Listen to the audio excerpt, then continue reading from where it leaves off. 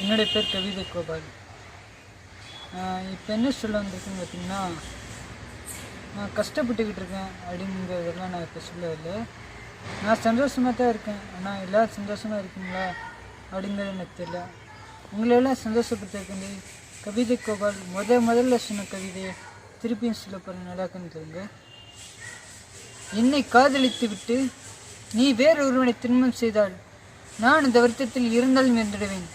நான் இறந்த பின்பு என் கல்லின் முன் அழுதாலும் திடீரென எழுந்துடுவேன். உன் கண்ணீரை துடைப்பேற்கல காதலி, உன்னை செருப்பு கலட்டி அடிப்பேற்தான். கடல் நீர் முப்புத்தான், கண்ணீர் முப்புத்தான், கண்மணி உன்னை காதலித்தே தப்புத்தான்.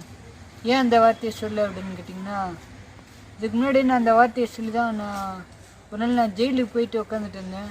என்னால் அந்த வார்த்தை வேணாம் அப்படின்னு நினைக்கிறேன். நிறைய பேர் கேட்டிருந்தாங்க ஏன் அந்த வார்த்தையை சொன்னீங்க அப்படின்ட்டு.